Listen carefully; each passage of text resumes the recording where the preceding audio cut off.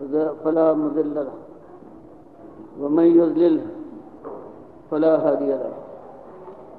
وأشهد أن لا إله إلا الله وحده لا شريك له وأشهد أن محمدا عبده ورسوله أما بعد فقال الله تعالى يا أيها الذين آمنوا اتقوا الله وابتغوا إليه الوسيلة وجاهدوا في سبيله لعلكم تفلحون۔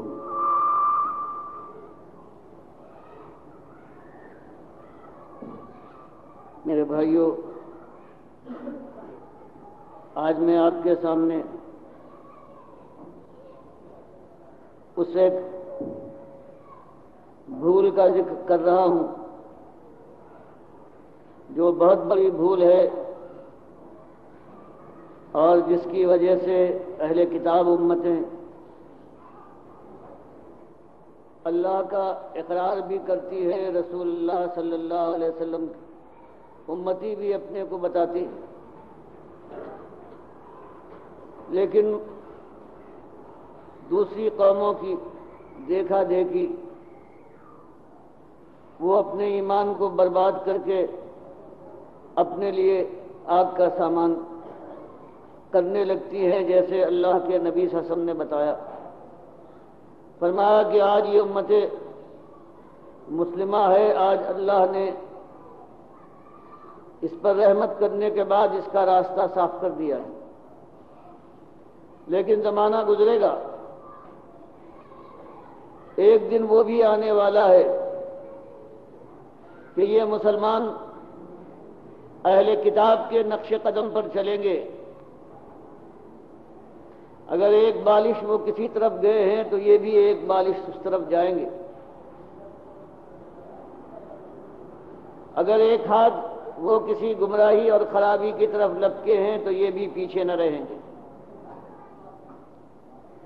اگر ان میں سے کوئی یہ گوہ جو ایک جانور ہے بل بناتا ہے اس میں داخل ہوا ہے تو یہ جو آخری امت ہے اپنے کو مومن کہنے والی، اس کے بھی ایسے آدمی ہوں گے کہ وہ بھی ان کی پیروی میں گوہ کے بل میں داخل ہونے کی کوشش کریں گے، یہاں تک کہ اگر پچھلی جو امتیں گزری ہیں، جو کتاب والی امتیں تھیں، وہ برباد ہوئی ہیں، اور ان کے کسی شخص نے اپنے ماں کے ساتھ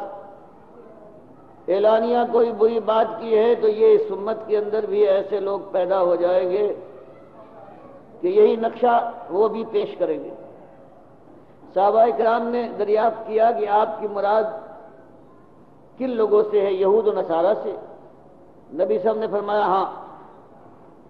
جیسے وہ کتاب کے ماننے والے تھے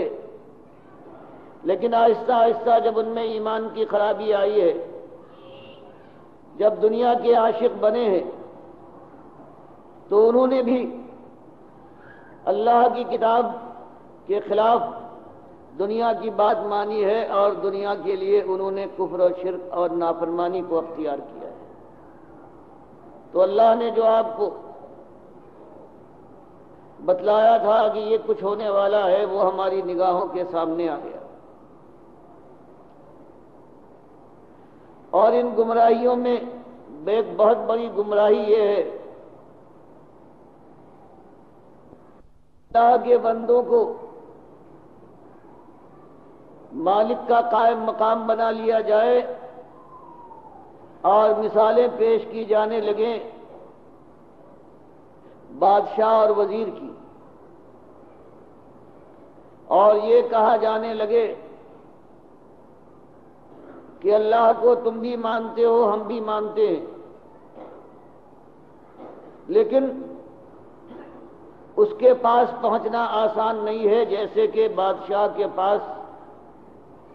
جب تک کوئی درباری ساتھ نہ دے یا کسی بڑے درباری کے ذریعے سے وزیر اعظم تک نہ پہنچے اور وہ بادشاہ کو ہماری سفارش کے ساتھ اطلاع نہ دے، اس وقت تک یہ کام ہمارا اور تمہارا نہیں چل سکتا، کامیابی ممکن نہیں ہے۔ تو ایک اس وسیلے کا غلط استعمال تو پہلے بھی تھا ہمیشہ مشرک قوموں نے، چاہے وہ پہلے اہل کتاب قومیں ہوں، شیطان نے ان کو یہی سمجھایا اور یہی بادشاہ کی مثال دی کہ بادشاہ کے پاس منہ اٹھائے ہوئے داخل ہو جاؤ تو اس کے یہاں حفاظتی پہرا ہوتا ہے، اپنے درباریوں کے جھرمٹ میں ہوتا ہے،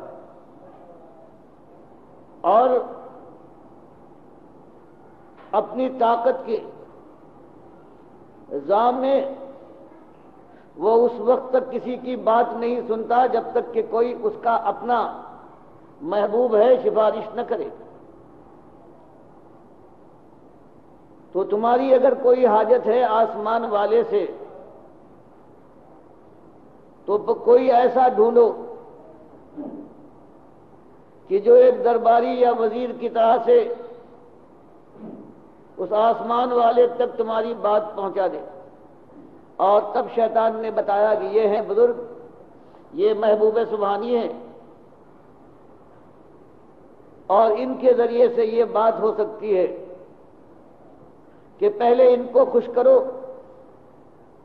ان کی نظر و نیاز ہے، ان کی پکار ہے، ان کا دن مناؤ، ان کو ہر بات کی خبر ہو جاتی ہے، یہ خوش ہوں گے۔ پھر ان سے درخواست کرو، اپنے دل کی خواہش ان کے سامنے رکھو، یہ آگے پہنچا کر تمہاری تمنا اور آرزو پوری کروا دیں گے، اور ضرورت پڑ جائے تو مچل کر اپنی محبت کا واسطہ دے کر زور ڈالنے کے بعد تمہاری بات منوا دیں گے۔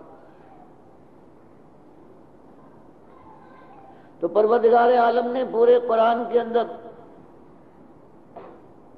اس بات کو رد کر دیا کہ دیکھو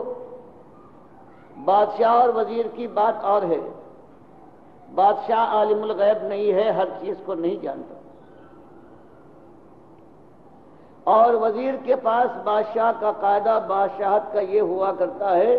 کہ وزیر کے پاس ساری خبریں آ کر جمع ہوں، اور جب بادشاہ اس کو بلائے کسی بات میں پوچھنے کے لیے تو وزیر اپنی خبروں کو جو اس کے پاس موجود ہے اس کی سلطنت کی وہ بتائے،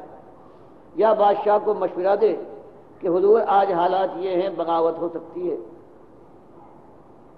یہ انتظامات مناسب ہیں، مجھے خبر لگی ہے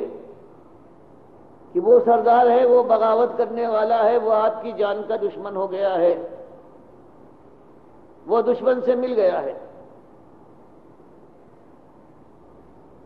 تو یہ شیطان کان میں پھونکتا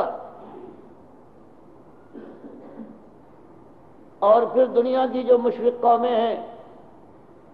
وہ اس کی بات مان لیتی ہیں کہ کیا بات صاف بات کہی ہے، کتنی سچی بات ہے۔ تو جو نبی بھی آیا ہے قرآن یہ بیان فرماتا ہے کہ شرک کی اس راہ اور اس راستے کو اس نے بند کرنے کے لیے اپنی قوم میں جب توحید کی دعوت دی ہے اور شرک کا یہ راستہ مجھے معلوم ہے، تو اس نے یہی آ کر کہا ہے کہ پہلی بات تو یہ ہے کہ میری قوم، تم کسی اللہ کے مالک کے پیدا کیے پیدا ہوئے ہو، اس کی زندگی دی ہوئی ہے، اس کو بسر کر رہے ہو،